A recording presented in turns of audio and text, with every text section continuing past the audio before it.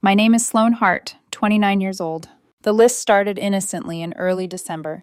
3 bullet points in my notes app that grew into something careful enough to feel like hope.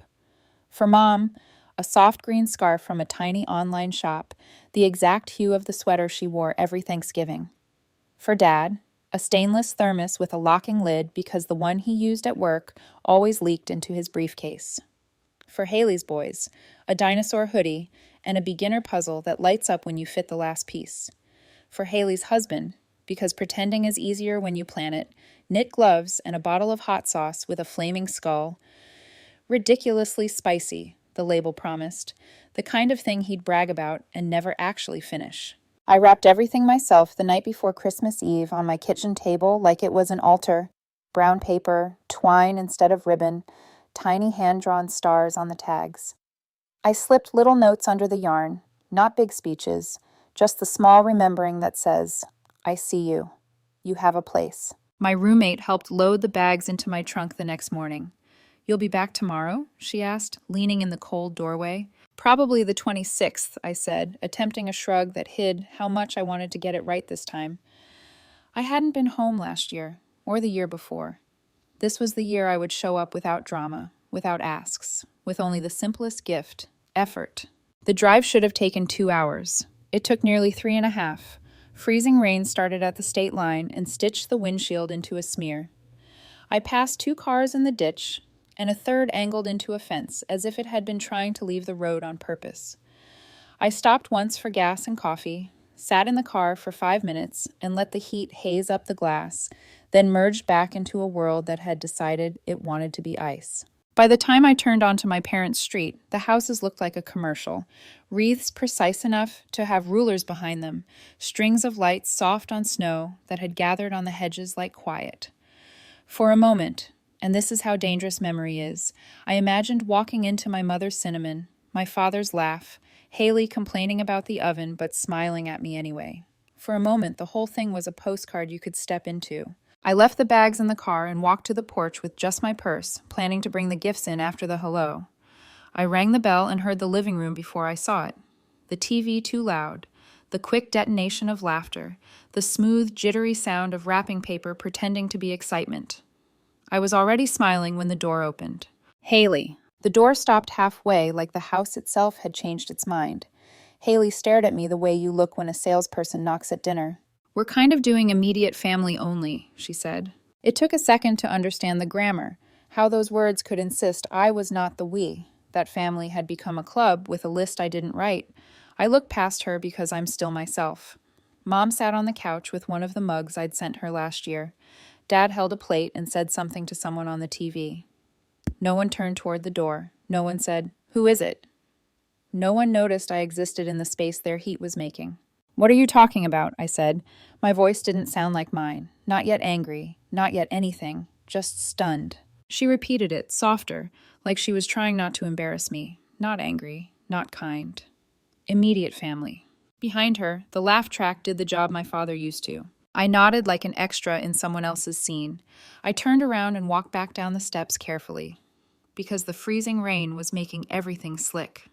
My hands shook when I opened the car door. I don't know if it was cold or adrenaline or the way humiliation turns into a physical thing when there are witnesses, even if no one is watching. I drove to the CVS at the edge of town and sat in the parking lot under a streetlight that made a circle on the hood of my car like it had chosen me. I thought about leaving the bags on the porch, thought about texting Mom to come out alone, thought about who would open the door if I rang it again and how many people it would take to believe a person who wanted to be there. Instead, I drove home through a storm that had decided to stay. It was still snowing by the time I climbed the stairs to my apartment with the gifts still in the car. I didn't take off my coat.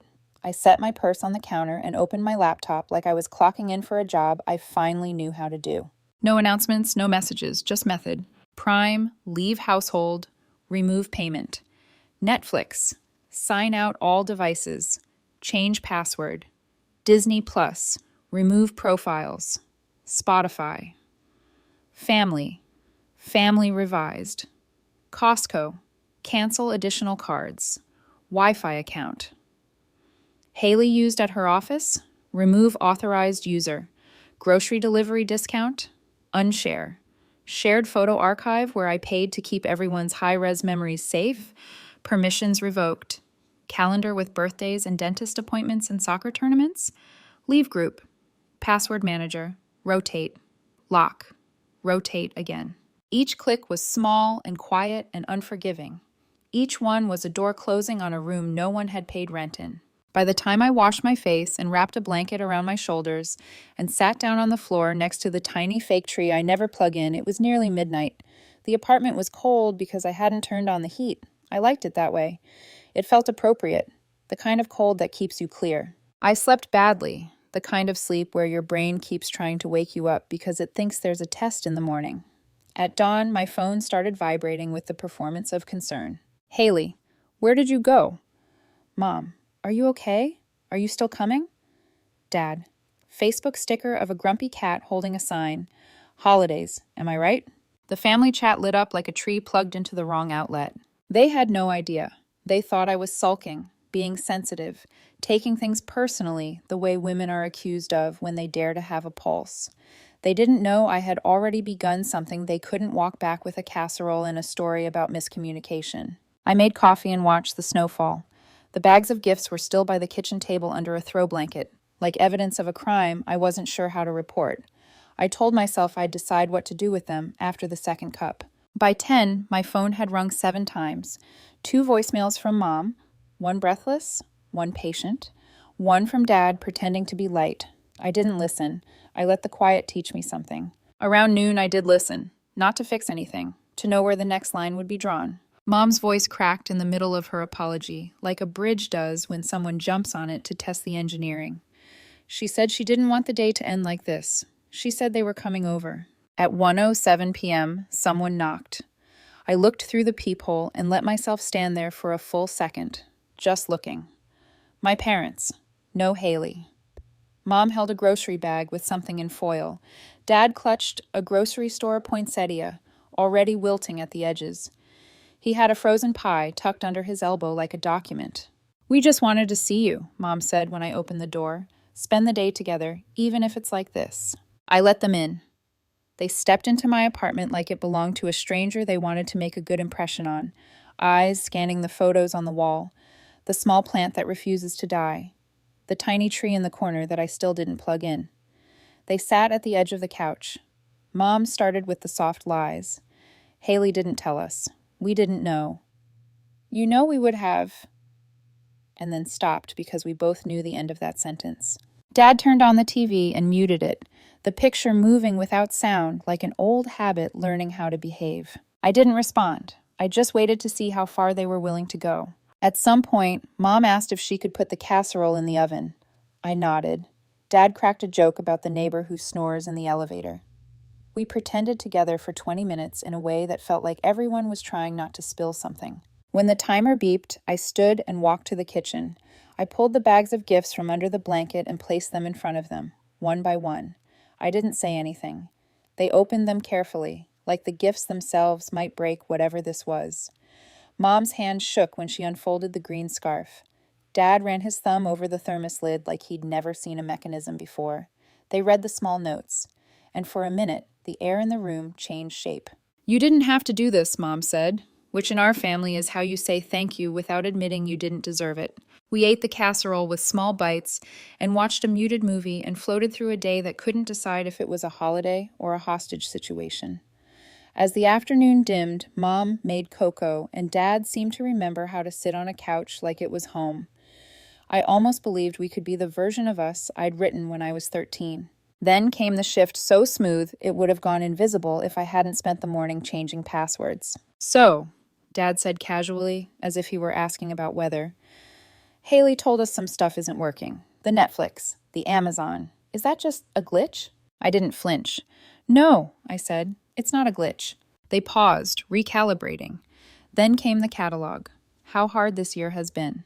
How Haley has 2 kids and needs the help. How they didn't realize I felt so distant. How we can fix this together. The pitch was gentle and practiced. Thread me back in with care and vocabulary until I remembered my role. I nodded in the right places and told them I'd think about it. I said maybe I could put things back the way they were. Maybe. You can learn a lot from the way a person exhales when you hand them a maybe.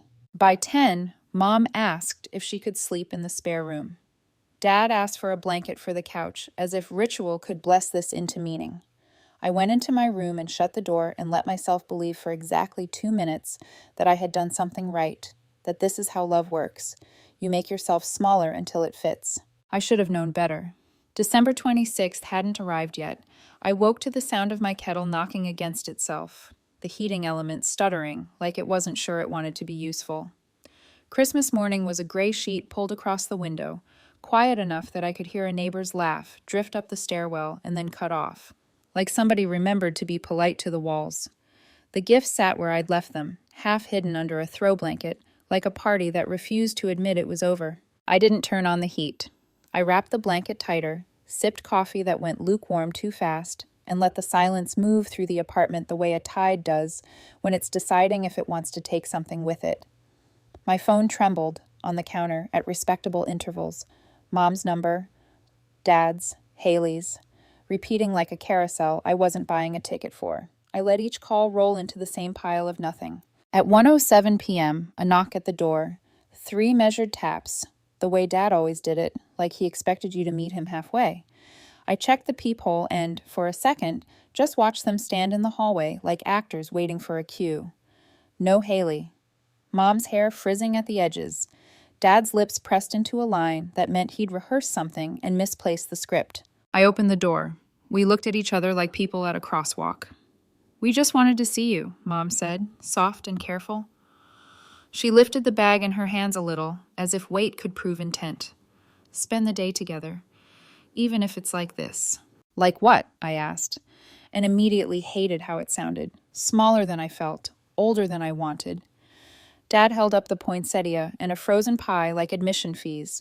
I moved aside. They stepped in on tiptoe, as if the floor might complain. They took in the apartment the way tourists look at a landmark. Photos, plant, couch, tiny tree unplugged in the corner. Dad set the pie on the counter and turned the TV on. Mute. Mom asked if she could put the casserole in the oven. We all did the thing. Offer, acceptance, motion. It's amazing how much choreography can look like love. While the oven hummed, they sat on the edge of the couch, hands folded like students. Mom started with warm-up lies. "Haley didn't tell us. We didn't know you were coming. You know we would have." Each sentence stepped up to a cliff and refused to jump. Dad nodded on cue, did the small laugh he keeps for dental receptionists and airplane aisles. He didn't look at me until the movie reached the part where the protagonist remembers what she should have known all along. I stood, pulled the bags from under the blanket, and set them in front of them. "Merry Christmas," I said, and it landed like a drop of water in a room that had forgotten what sound was. Mom opened hers first, fingers on the yarn, the careful unfold of paper, the small inhale at the color of the scarf.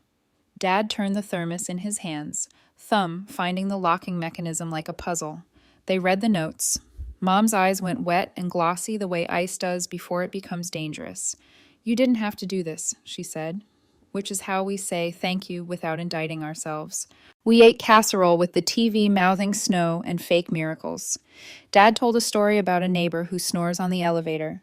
I pretended it was funny the way a person pretends they forgot the end of a story they wrote. Mom offered cocoa, and I let her make it. I even told her where I keep the good mugs, the ones I almost save for company I don't have. It could have held. If we had stayed in the shallow water, we might have spent the day without anyone drowning. But that's not what people like us do. We drift. "So," Dad said, examining the clasp on the thermos as if it had broken the news to him, "Haley said some of the accounts aren't working. The Netflix, the Amazon. Is that a glitch?" He said it like weather. I set my mug down. "No," I said. "It's not a glitch." A pause. Micro expressions gathering like birds. Mom nodded, as if they'd practiced for this one. "It's been a hard year, honey," she said, because the first thing a person like her does when she cannot refute a fact is put a blanket of vague on it. "Haley's got the boys, and it's a lot. We didn't realize you felt so far. We can fix it." She found Dad's eye. Together. The words sat between us like a chair nobody offered. I didn't explain the difference between sharing and siphoning. I didn't rehearse all the nights I'd put groceries on my card because someone's billing cycle had conspired with their brain fog. I didn't say, "You can't lock a door in my face and then ask me to pay for the house." I just said, "I'll think about it. Maybe I can put some things back." Relief bloomed across their faces like a time lapse. Mom squeezed my knee the way she did when I was 12, and she wanted me to pretend to like a dress. Dad exhaled like an exam he thought he failed had been curved. They left their bags by the door as if moving in were a natural side effect of being allowed. By 10, Mom asked if she could take the spare room. Dad asked for a blanket for the couch. They thanked me, soft as tissue paper, and I nodded because no one tells the lighting crew what the script used to be. I shut my bedroom door and sat on the edge of the bed and let the possibility cross the room and sit next to me. Maybe I had done something right. Maybe love is a muscle you can coax back to life with quiet and patience and small offerings. Maybe being the bigger person wasn't a punishment. Maybe it was a job that finally paid me back. I should have known better. The day after is when the ice gives way. They left like people trying not to wake a house. No knock, no thank you, no, we're going. The note on the counter said, "Thanks for letting us spend Christmas together. We love you. Let's keep moving forward." Mom and Dad. I poured coffee and stared at the phrase "moving forward" until it stopped meaning anything. In our family, it means, let's not talk about the thing that broke. Let's move around it until it forgets itself. At 10:14 a.m., my phone vibrated. Haley's name. The text appeared casual, short, the way you write to someone you believe is on your side. Haley. OMG. Stacy actually believed all that. We deserve an Oscar. She's so fucking... Then the typing bubble. Then the message vanished. Deleted. But not fast enough. My thumb was faster than her PR instincts. Screenshot. Her name. Her profile picture. The words like a stain you can't pretend is part of the pattern. She'd meant to send it to someone else. Mom, probably. Maybe one of the Pilates friends who call gossip checking in. It came to me. I read it 5 times, then called Mom. She answered on the first ring. "Hi, sweetie," she said, voice already pitched to the frequency that means she knows the room is on fire and wants you to admire how calm she is while it burns. I didn't raise my voice. I didn't ask why. I read Haley's message out loud, slowly, like a poem you don't want misheard. The word Oscar had a shine on it I could feel through the phone. Silence. Then Mom, brisk, reaching. "Honey, she didn't mean it like that. It was a joke. You know how your sister is. She gets nervous and..." The voice wobbled, then firmed up into something I recognized too well. "We were just relieved you opened the door again. Sometimes people say things wrong when they're grateful." "You came here to perform," I said. "You hugged me on cue. You took the cocoa, said your lines about moving forward, and left before the credits. You lied in my living room and thought I'd pay for the sequel." "Don't be dramatic," she said, which is what people say when they want your accuracy to feel like a flaw. "It's Christmas. One message shouldn't..." "It's not one message," I said. "It's 10 years and a storm." I could hear my heartbeat in my mouth. No more money, no more accounts, no more supporting the family. "What does that even mean?" she asked, genuinely confused. "We're family." "It means figure it out," I said, the way I did. She tried a new tone, like a different key might make the song work.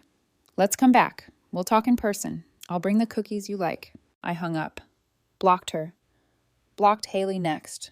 The number, her Instagram, the Facebook she narrates her virtue on. Then I went back to my laptop and pulled the last threads loose. Haley's access to the photo archive I'd been paying to store everyone's nostalgia, removed. The shared calendar, gone. The family grocery login, canceled, benefits revoked. The Wi-Fi credentials on my mother's office laptop, cleared on the back end. Every door I'd ever propped with a good intention, I shut. Deadbolt, double lock. That evening, an email from Dad. No subject line, no salutation, just a single sentence in the body. "You don't mean this. Let's talk." I closed the laptop. I did mean it. For once, I didn't rehearse how to be the bigger person. For once, I didn't calculate the optimal distance between self-respect and not being called difficult. I let the thing end without escorting it to a nicer grave. December 27th came and went with nothing but clean air. I boxed up the wine glasses they used, tossed the poinsettia before it could begin dying publicly, slid the note into the trash without a second read. I bleached the countertop and lit the candle they gave me last year in that hollow tone that reads, "As love if you squint." On the 28th, Aunt Valerie's name blinked across my screen, a blunt instrument wrapped in a floral signature. We barely speak. She didn't start with hello. "What the hell happened on Christmas?" she asked, and I sat on my kitchen floor while she told me Mom had already sent the extended family a story about how I'd cut myself off again and struggled emotionally. I told Valerie everything: the drive, the door half open, the sleepover that felt like theater, the text Haley meant for anyone but me. I read it slowly, then I forwarded the screenshot. Valerie went quiet, then said, "Send it to me in full," as if I'd have edited it for her feelings. I did. She sighed the sigh of a woman who has decided where to put her feet. "I'll take it from here," she said. There was steel in it I didn't know I'd been waiting for. By evening, my phone lit with cousins and aunts who apparently didn't need me to persuade them. "Unreal," one wrote. "I believed her when she said you were just dramatic." Another. "I used to think you were distant. I didn't see how much you were holding." Even Uncle Dave, a ghost with a grill, left a voicemail admitting they'd let Haley get away with it for years, because charming is a kind of camouflage. Haley vanished from social media like she'd fallen through a trapdoor. Mom tried a new number. I let it ring itself out. The family chat went silent as a stage after the lights drop.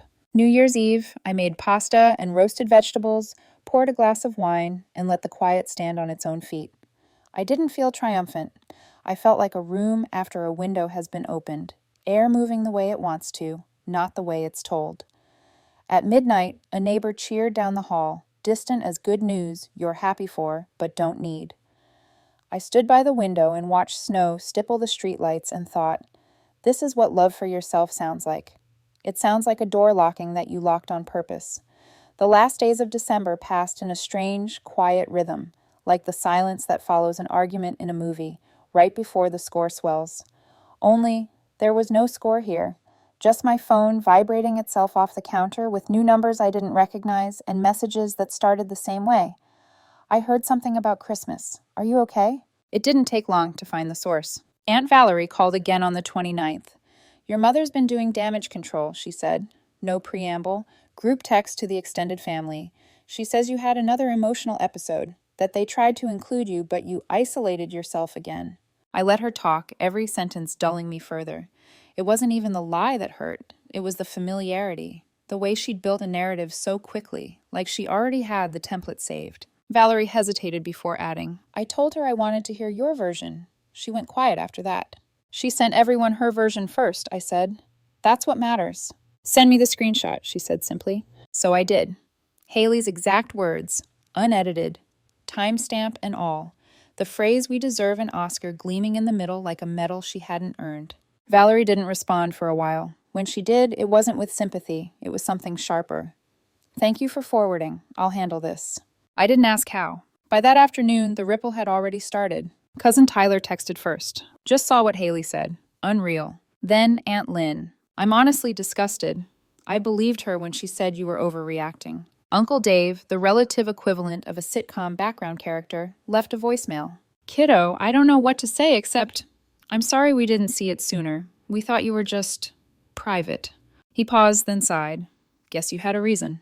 And then the unexpected one, Liz, my cousin, who rarely took sides in anything more controversial than choosing a restaurant. "You were right." That's all she wrote. 2 words. But they landed heavier than a paragraph could. Meanwhile, Mom tried a new angle. A message from a new number at 7:16 p.m. "Haley's hurting too. Can't we just sit down and talk like family?" I didn't respond. At 7:21, a follow-up. "You're turning everyone against us." No, I thought. You're just watching what happens when I stop covering for you. By 8:12, Haley's social media began to vanish. Her Instagram disappeared first, then her Facebook, then her Pinterest, the digital equivalent of boarding up windows before a storm that's already inside the house. The next morning, Dad sent an email. No subject line, just a single sentence in the body. "You don't mean this. Let's talk." It was almost poetic in its emptiness, like someone trying to cast a spell with no words left. I didn't reply, because I did mean it. For once, I wasn't pacing the line between being fair and being safe. I wasn't trying to fix something that kept breaking the same way. I'd let it end, and that was the first real act of love I'd ever given myself. New Year's Eve came quietly. I cooked dinner for one: pasta, roasted vegetables, a glass of wine. Outside, the city hummed faintly. No fireworks, just the occasional sound of laughter echoing down the hall from someone else's party. At midnight, I didn't make a wish. I didn't set resolutions. I just whispered something small under my breath. Enough. It wasn't a spell, it was a statement. January 2nd, the first workday after the holiday haze. I was halfway through answering emails when my phone rang. Aunt Valerie again. "You lit a fuse," she said. "The truth's out." Apparently, Haley's message had been circulating among the cousins. Valerie hadn't spread it maliciously. She just showed it to one person who needed to know. One became two. Two became a thread. By the time Mom found out, half the family chat had seen it. "She's furious," Valerie said. "Your mom's saying it was taken out of context." How do you take "we deserve an Oscar" out of context? "She says it was a joke." Of course she does. There was a pause. "Do you want me to intervene?" Valerie asked. "No," I said. "Let them spin." By January 3rd, the silence felt different. It wasn't defensive anymore. It was deliberate. A pause in a sentence that didn't need to continue. But the family didn't handle silence well. Mom called again that evening, leaving a voicemail with that brittle tone she gets when she's trying to sound like the rational one. "We understand you need space. We're giving you that. Just know we're still willing to visit if you're open to it. No pressure, but we'd like to see you." The generosity in her voice made my stomach turn, as if their presence were a gift I was lucky to receive. They still didn't get it. They thought this was about a message, a misunderstanding. They thought I'd overreacted. They didn't see the years before it, the slow erosion that turns generosity into obligation, family into currency. The next day, Valerie texted again. "Haley's rewriting history. She's telling people it was an inside joke, that you twisted it to make her look bad." I read it twice, then smiled, because of course she was. She'd always been good at that, repainting the walls after setting the fire. At 10 p.m., a new screenshot arrived from Liz. Haley had reappeared online, posting a photo of her and the kids in front of their Christmas tree. The caption was long, poetic in that self-serving way that sounds rehearsed. "Family forgiveness is hard. The holidays can be messy. Some people make private matters public when they're hurting. But I choose love, always." No names, just implication. The likes were pitiful.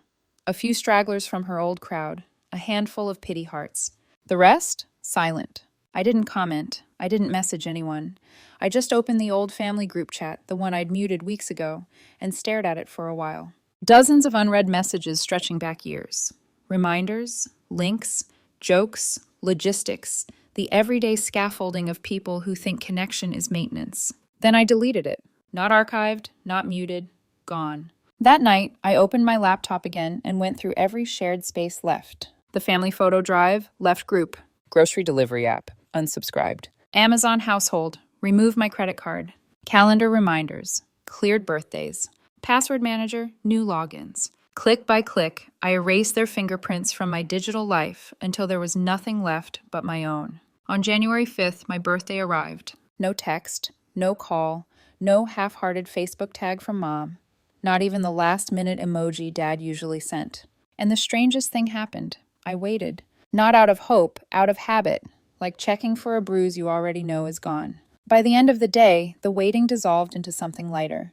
Not happiness exactly, just clarity. They hadn't forgotten. They'd chosen the silence as punishment, still convinced it was leverage. But it wasn't, because for the first time, I didn't need them to remember me. 2 of my friends showed up that night with Thai food, a cheap bottle of wine, and a cake with crooked frosting that said 29 and unbothered. They sang off-key and laughed too loud and filled the apartment with something that sounded suspiciously like joy. When I went to bed, I didn't cry. I didn't even feel the ache I thought I would. I just felt clean. The kind of clean that comes after a storm when everything broken has finally been washed away. By mid-January, the story had stopped being theirs. Relatives had drawn their own conclusions. Haley had gone quiet. Mom had stopped calling. And in that silence, something strange happened. For the first time in my life, I didn't feel alone. I felt free. The second half of January arrived without fanfare, the kind of cold that makes people whisper in grocery stores and walk faster between cars. My life had fallen into a rhythm that wasn't healing exactly, but something close. Mornings spent answering emails with music low in the background, evenings filled with cooking for one, and not hating the sound of my own fork against the plate. I'd started walking again, long loops around the block with no destination, no podcasts, no noise, just my breath coming out like smoke and the echo of boots on wet pavement. It was peace with edges, quiet that still remembered how to bite. On January 12th, my phone lit up with an unfamiliar number. Aunt Valerie again. "Thought you should know," she said, voice crisp. "Haley's trying to rewrite the story. She's messaging people privately, saying the text was taken out of context, that you overreacted and turned everyone against her." I laughed softly. "That sounds about right." "She says it was an inside joke," Valerie continued, "that you misunderstood." "Inside jokes usually require everyone inside to be laughing," I said. Valerie snorted. "You'd think?"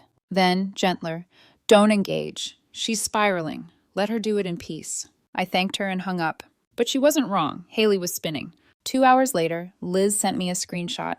Haley had reactivated her Instagram and posted a photo of herself and the kids under their Christmas tree, the caption reading, "The holidays can be complicated. People make mistakes. Forgiveness doesn't mean weakness. It means grace. Hashtag family first." No names, no specifics, just enough ambiguity to make her look like the saint in her own confession. The comments were a desert. A few old church friends dropped vague hearts and, "so true." Everyone else stayed silent. Haley didn't know silence could be so loud. That night, I lay in bed and stared at the ceiling, scrolling through years of texts I'd never deleted, proof of a pattern I already knew by heart. The emotional yo-yos, the sudden warmth when she needed something, the weeks of cold after I said no. It read like a script, and I had finally stopped auditioning. By morning, I made a decision. No more half-open doors. I deleted the family Google Drive, the shared grocery delivery plan, the Amazon household. Then I went through my phone and scrubbed every group chat, every contact labeled aunt, cousin, Haley's friend. The digital house cleaning took hours, but by the time I finished, the quiet felt earned. 2 days later, my birthday arrived, January 15th. No call, no text, no post, no card. I won't lie. Part of me still waited. I caught myself glancing at my phone mid-afternoon like a reflex, but the screen stayed blank. By evening, the ache dulled into something cleaner. Not relief, exactly. More like acceptance. They hadn't forgotten. They were choosing absence, like silence could still be punishment. Only now it didn't feel like loss. It felt like proof. That night, my friends showed up with takeout and a half-melted grocery store cake that said 29 and free, mostly in blue icing. They sang happy birthday off-key, and when they left, my apartment smelled like laughter and candle smoke. It wasn't family, but it was something better, something I chose. On January 18th, another ripple hit. Valerie texted again. "She's trying to rally people. Says she's the victim now. Be ready for noise." The noise never came. Not from me, not from the cousins who'd finally seen behind her curtain. By the next morning, a message popped up from my cousin Alex, the one who'd stayed quiet through everything. "I used to think you were cold. Now I realize you were just exhausted. I'm sorry." I didn't respond right away. I just sat with it, reread it, let it sink in. People seeing you clearly for the first time isn't always comforting. Sometimes it's just strange. The last straw came on January 22nd. Mom finally broke her silence. A text. "Sloan, I hope you're happy. You've turned everyone against your sister. What does this solve?" I read it twice, then a third time, waiting for some kind of honesty to appear between the lines. None did. They still didn't get it. I wasn't turning people against anyone. I hadn't shared, threatened, or exposed anything that wasn't already theirs to own. All I did was stop covering the evidence. For years, I'd been the family's translator, converting cruelty into "she didn't mean it," selfishness into "she's just overwhelmed." I was the one who made excuses sound like empathy, and now that I'd stopped, the truth was visible, and they were mistaking the sunlight for betrayal. By the last week of January, the house felt lighter. I was cooking more, sleeping better.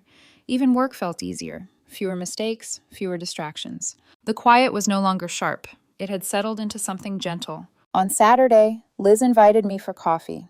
I hadn't seen her in almost 2 years.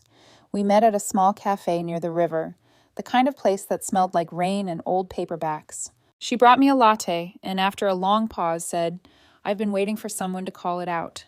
I laughed. "Call what out?" "The way Haley talks to people, the way your mom covers for her. We all saw it. We just didn't want to be the ones to break it." I stirred my coffee, the spoon clinking against the cup. And now that it's broken? Liz shrugged. Now we can stop pretending. She asked one more question before we left. How long were you carrying it before you snapped? I smiled without humor. Too long. When I got home that night, the apartment was dark except for the lamplight pooling near the couch. My phone buzzed once. Another cousin, another quiet acknowledgement. You were right. I didn't screenshot it. I didn't tell anyone. Because finally, I didn't need witnesses. Sometimes I still check the old family group chat just out of curiosity. It's quiet now, buried under months of unread messages. No one's restarted it. Maybe they're waiting for me to. Maybe they're finally realizing I won't. And that's the point. The story wasn't about punishment, it was about release. I didn't win. I just stopped playing. By February, the quiet had stopped feeling like absence and started to sound like air, the kind you don't notice until you realize you've been breathing shallow for years. The world hadn't changed, but I had. For weeks, I expected a last gasp, a new number, another attempt at emotional cleanup, Mom's voice on the phone playing diplomat while Haley hid behind her shadow. But the silence held. It was their turn to sit with it. I spent mornings doing ordinary things. Grocery runs, long showers, dishes still warm from the sink, and realizing how peaceful life feels when it's not constantly performing forgiveness. Then one evening, after a walk, I came home to find an envelope on my doorstep. No return address. I didn't have to open it to know whose handwriting curled across the front. I stood in the hallway for a full minute before finally tearing the seal. Inside was a card. Store-bought. The kind you grab at a gas station because you've already run out of words.